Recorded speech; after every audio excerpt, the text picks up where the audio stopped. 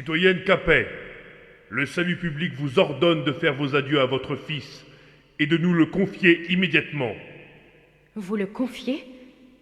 Qu'est-ce que vous lui voulez? Allons, madame, levez-le et habillez-le. Non, je vous en prie. Inutile de protester, citoyenne. Laissez-moi au moins du temps pour lui dire adieu. Nous n'y sommes pas autorisés.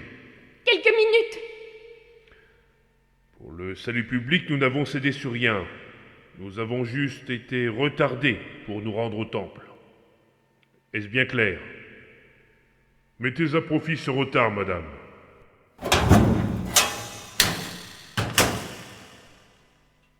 Venez, mon fils. Venez. Asseyez-vous. Dans quelques minutes, vous allez suivre messieurs les gardes. Je crois que c'est le moment pour vous de connaître la vérité sur vos parents. Même s'il m'est douloureux d'évoquer la mémoire de votre père, dont nous pleurons la disparition depuis bientôt 7 mois. À l'avenir, vous allez entendre beaucoup de rumeurs sur nous. La plupart seront des calomnies. Les révolutionnaires nous peindront comme des bourreaux sanguinaires. Les derniers fidèles chercheront à nous décrire comme des saints. Nous ne sommes ni l'un ni l'autre. Lorsque les États généraux cherchaient à nous perdre, nous pleurions votre frère. Notre douleur de parents nous a fait négliger notre fonction de roi et de reine. La blessure nous a aveuglés sur l'importance des événements. Mais il faut que je commence dans l'ordre.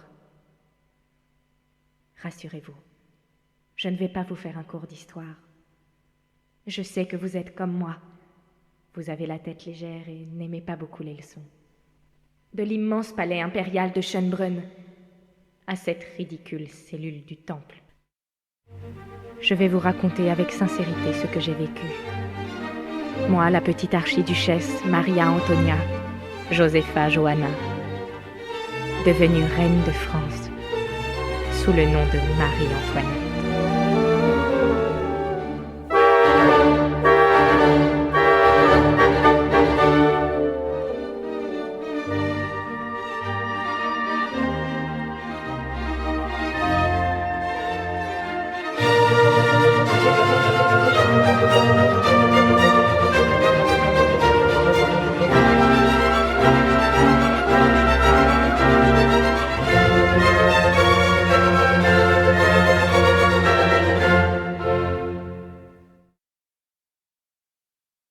Je n'avais pas encore 11 ans, lorsque l'impératrice décida de me marier à votre père. Il n'était guère plus vieux que moi, et depuis que son père puis son frère aîné étaient morts prématurément, il portait sur ses épaules l'avenir de la France.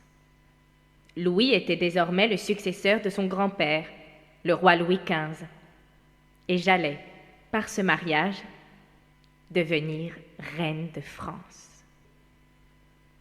Alors on commença à changer mon éducation. À dater de ce jour, chacun de mes gestes était sous contrôle diplomatique. On choisit pour moi mes professeurs, car je lisais et parlais mal le français. En vérité, j'avais eu de très bons précepteurs, mais je n'étais pas appliquée. Même mon niveau en musique restait médiocre, malgré mes cours particuliers avec le célèbre compositeur Gluck. Il n'y a qu'en danse, où le grand Novaire était satisfait de moi. Cependant, mon enfance au château de Schönbrunn reste un doux souvenir.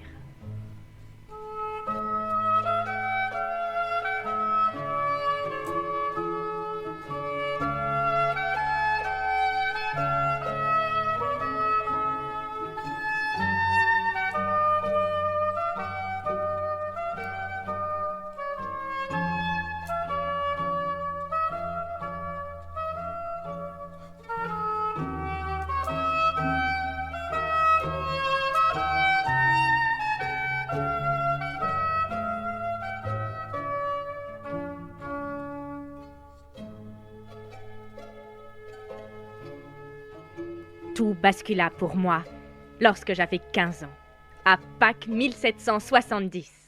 Cette nouvelle vie commença par une grande fête. Monsieur Durfort, ministre de Louis XV, se rendait au palais dans un incroyable équipage. les Autrichiens ont vu passer 46 voitures, 2 carrosses tout neufs. Chacun d'eux était tiré par 6 chevaux. 120 personnes, pages, valets de pied, domestiques ou secrétaires, l'escortaient. Arrivé au palais, dans son habit d'apparat, le ministre français s'adressa à ma mère pour lui demander ma main au nom du roi de France. De fait, durant les 5 jours qui suivirent, ce fut la liesse. J'avais l'impression que l'Autriche entière était réunie aux réceptions, aux bals, aux soupers. Il régnait une telle joie que je ne réalisais pas ce qui m'arrivait.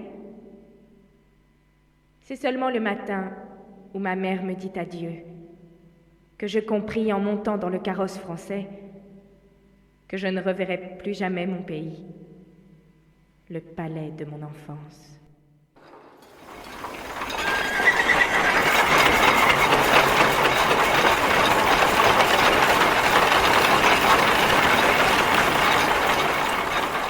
À chaque étape, dans le moindre petit bourg, c'est la fête en mon honneur. On m'offre des fleurs, les enfants récitent des poésies, les cloches semblent ne jamais s'arrêter. C'est un étrange sentiment. Le pays entier se réjouit pour moi qui suis tellement triste. J'ai l'impression que l'on veut mon bonheur malgré moi.